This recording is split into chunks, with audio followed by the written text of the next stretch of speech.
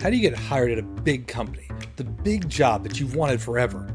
My name is Jason Roberts. I'm a recruiter. I've been a recruiter for 25 years. But more important than that, I've had jobs at some of the biggest companies in the world. I've worked at JP Morgan Chase. I've worked for Accenture. I've worked for Cisco Systems. How did I get these big jobs? I'm going to walk you through my process, how I go about finding a job as a recruiter and as a person who's worked at some of the biggest companies in the world.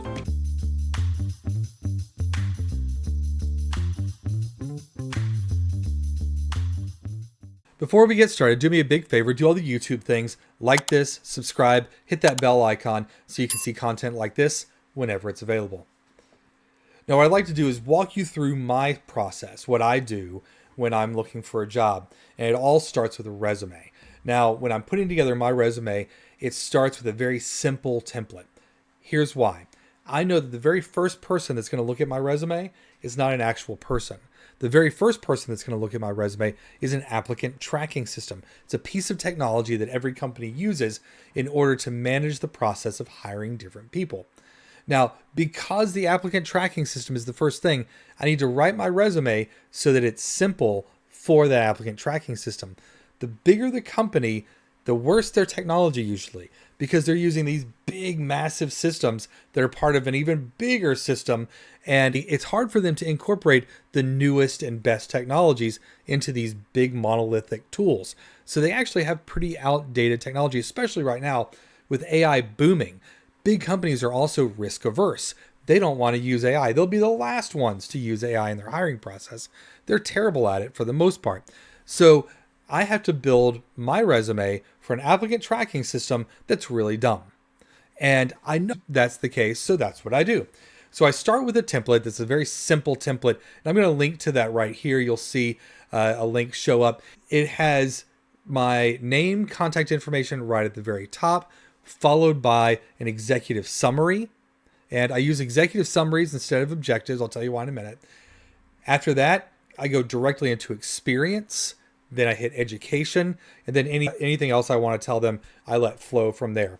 My resume is about 2 pages, depending on where I'm applying. I keep a master resume with everything I've ever done on it. And that thing is probably 6 or 7 pages long, but I pull things out that aren't relevant for any particular job. And I only leave in what I think is relevant for a job. When people say, how do you customize your resume for each job? The way that I do it is I keep one really long resume and I delete things. I find that easier than writing separate stuff for every job. Everything that I've ever done is in there. I start deleting things and I use ChatGPT to customize the language. I'll show you that in a minute. So very simple format. Standard fonts, I use Arial or Times New Roman. This template happens to be Arial in the template itself. Now, the very top is contact information, no fancy formatting. Don't put tables in there. Don't put a little text box that sits on the side. Don't put a picture of yourself. None of that is helpful because remember, the applicant tracking system is reading your resume. Once it pulls all the information into the applicant tracking system, all of that formatting gets blown up and your information ends up fielded inside of a big system.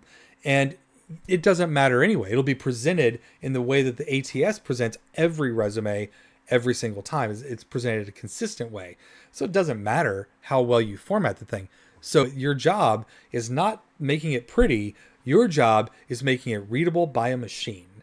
Simple templates like this one help you. The executive summary is exactly that. How do I summarize my background in just a few sentences? And what I do with that is I actually use that to customize based on the job description. I try to extrapolate from the job description. What's the main problem they're trying to solve? What's the main thing they're looking for? What's the hardest thing that I think it is for them to find when they say, oh, they'll never find somebody like that. I'm like, oh, here's why I'm good at this one thing that you won't find anywhere else. And I underscore those sorts of things inside my resume. And that's done in the exec summary.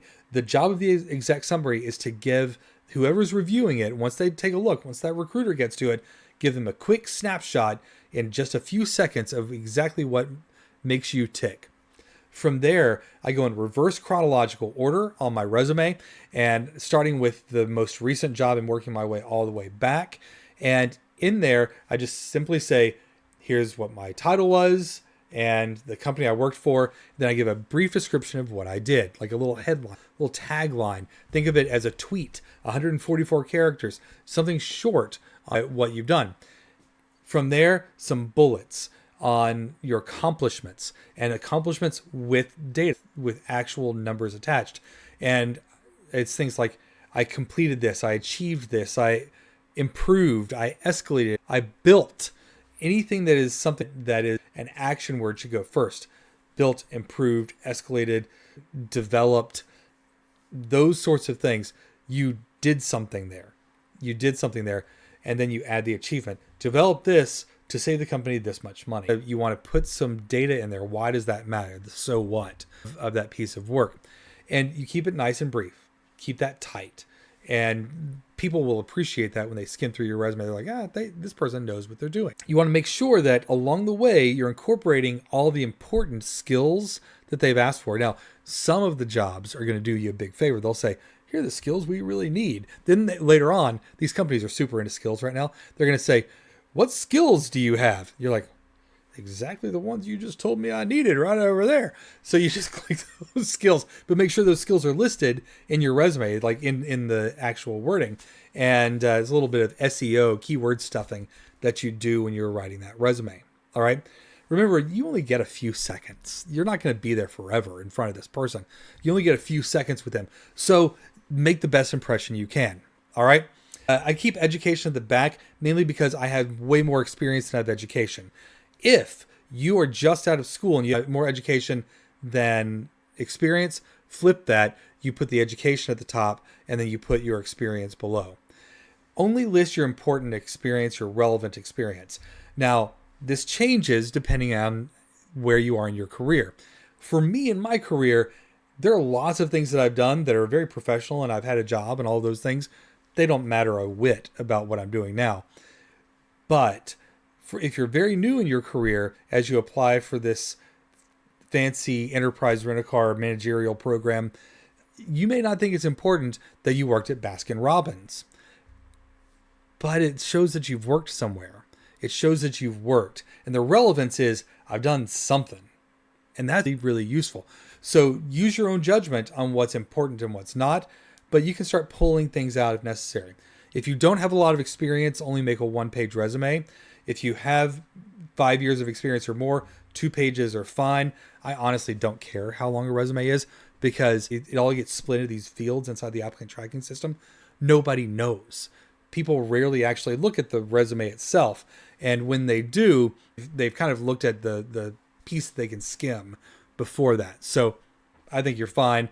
I don't worry about it. Nobody prints out resumes anymore. I don't know a single reasonable recruiter that prints resumes. There might be some super old school ones that do, but that's it. All right.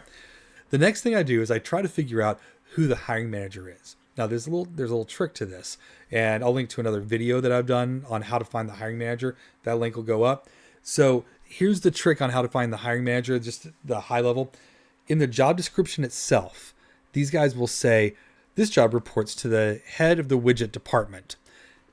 And then you can go into LinkedIn and do a search, people at that company with the title of head of the widget department. And because they want to be so precise and correct in their job description, they give you the actual freaking title. So a lot of times you can actually find that person just by doing a LinkedIn search. And then, isn't it great? LinkedIn lets you send a note to really just about anybody because all you have to do is invite them to connect. And when you do, you can include a note. And in that note, you can say, hi there, I'm really interested in the job that you have open over here. Now, if they're not the hiring manager, no harm, no foul, they probably know who is because they have the same job title, right? So it's pretty cool the way that this works, but you look for that hiring manager. And what you're asking them is you're saying, hey, I'd really like to talk to you about this job. Now, once you go to your first interview, will be one of two things. It's typically a recruiter in a big company. And that company is going to screen you and ask you questions. They're asking for gaps between your resume and the actual job description. They're trying to get a full picture, understand if you're qualified, if you're interested, and if you're available for the job. That's their core job at that point. You need to just get to the next interview. So what you're looking for is to show where you're qualified, and let them know that you're interested and tell them about your availability. Part of this is they're going to want to get a feel for, do you fit in their price range? Do you fit in their budget? Be careful in this part. You don't want to be a jerk, but you don't want to lead with a salary. My typical response when they say, well, how much money do you need to make in order to make this move? My typical response is, I'm most interested in the work that I have in front of me. If the work is the right work, we can figure out the money later. And I just leave it at that. And what I'm signaling to them is, I'm not worried about the money right now. You shouldn't be either. We're not that far yet. We haven't done this dance well enough for me to be giving you my money stuff. Right? So typically that will signal people, we'll have this conversation later on. I've never been dropped out of a process because of that answer. So hopefully that's the same for you as well. Once I finish with that piece, I'm looking for the hiring manager conversation. And this is where I have something unique. I do this myself, and I've started calling it momentum-based interviews. And here's what that looks like. At the end of every interview, I ask the recruiter or the hiring manager, whoever I'm talking to, I say, what are the next steps in this process? And they may say, well, the next thing is I want to have you talk to the hiring manager, and here's how this works. And I'll say, oh, that's great. What's the hiring manager really interested in? And what I'm doing is I'm using this first interview to build momentum so that I do better in the second interview. And the way that I do better is with more information. I'm using the recruiter's conversation and the opportunity they give me to ask questions. I'm using that to gather information about my next interview and the interviewer, and specifically the problems that they need me to solve.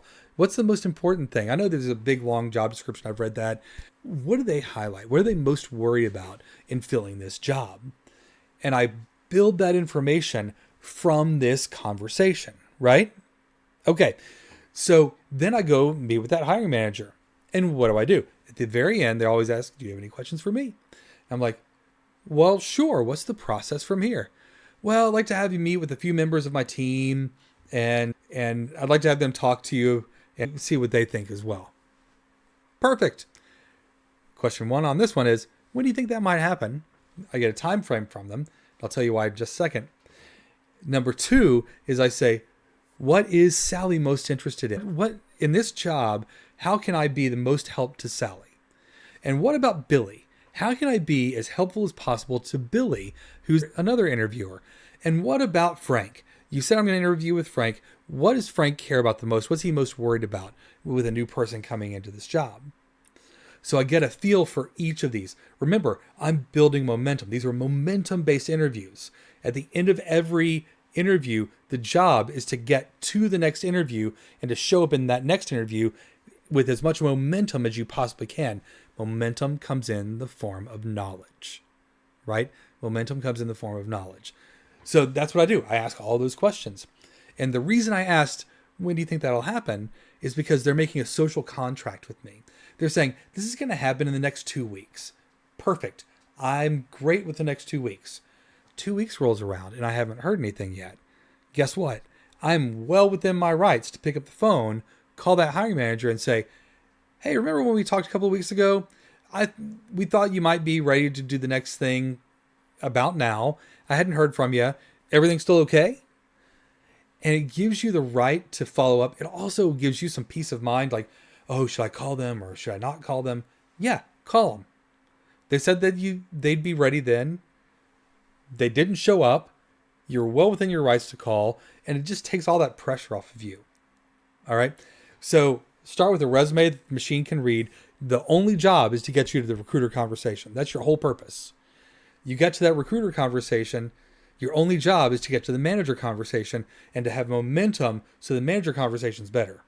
That manager is really the decision maker. So you really want to lean into that conversation.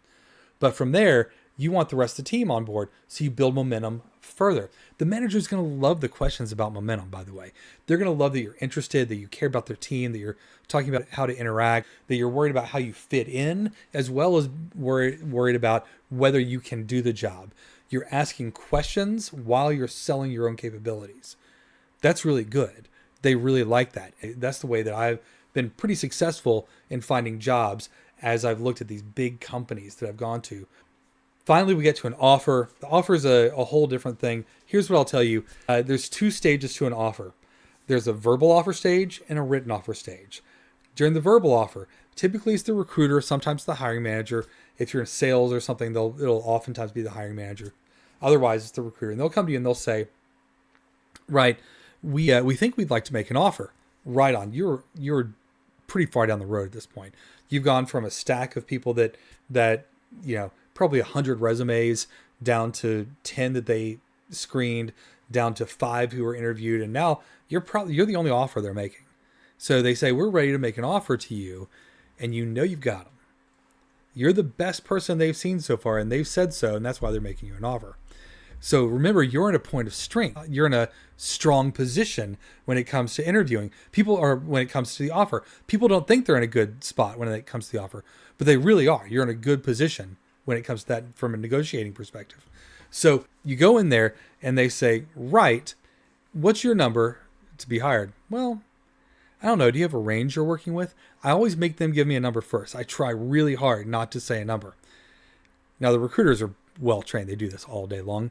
They're going to try to do this. And I'm a recruiter too. So I'll do this dance for a while. And I'll finally say, listen, you know that I don't want to give you a number. And I know that you don't want to give me a number. And here's what I'll say. I'm not going to give you a number. And they eventually relent and say, well, my range is this. Perfect. I want the very top number in that range. And that's always where I go. I go to the very top number in their range. Now, sometimes the job postings itself will say what the range is. We're seeing more and more of that with this concept of salary transparency. Then if that's the case, just give them that top number, the top number from the range. So you always want to go in from the top number, whether you think you deserve the top number or not, whether you think it's too big of a raise from where you are. They don't know what you get paid now, and they never will. Even when they do a background check later, they can't see what you got paid. They will never see what you got paid. So it doesn't matter what the jump is. If they ask you what you're paid now, say, I prefer not to disclose that. Let's talk about what this job that you want me to do is worth. I never disclose what I was paid before. Never, ever disclose that. Okay, so you're in negotiation mode. This is your only chance. Before it turns to written, this is your chance to ask for things. Now, you may care more about vacations. You ask for vacation time. You may care more about flexibility in work. So you ask to work from home whatever number of days that you want to work from home. You want a full-time remote. You want to be 2 days in the office, 3 days in the office, whatever the case may be. Whatever is important to you, this is the time to ask. I also tend to ask for a sign-on bonus during this time because sign-on bonuses typically don't require a lot of extra approval. And the way that you justify it is, I'm leaving my current company and leaving my bonus on the table. Can you help keep me whole? Now, that's what I ask. Are you able to help keep me whole when I leave something on the table at this other place? And they want to keep you whole. They want to do that. That's a good excuse for them to use. Remember, the recruiter just wants to get the deal done. They want this requisition off their plate. So they'll go and make a case on your behalf at this point to keep you whole. So always ask for that sign-on bonus right then. That's the time to do it. Now, once the deal is done and they give you a written offer, that's the best they can do. It is very difficult to go back and open up that written offer and change it once it's given to you. It's gone through an approval process. It's a whole thing. And you don't want to reset that clock. So you take it and you sign it. Your negotiation point is before that. All right? Okay, that's how I find jobs. I'll have a follow-up to this pretty soon on how I found my first job, which was a very different process. And how I found my first job is different than how I find a job with a lot of experience. Thanks for joining me. Best of luck in your job search.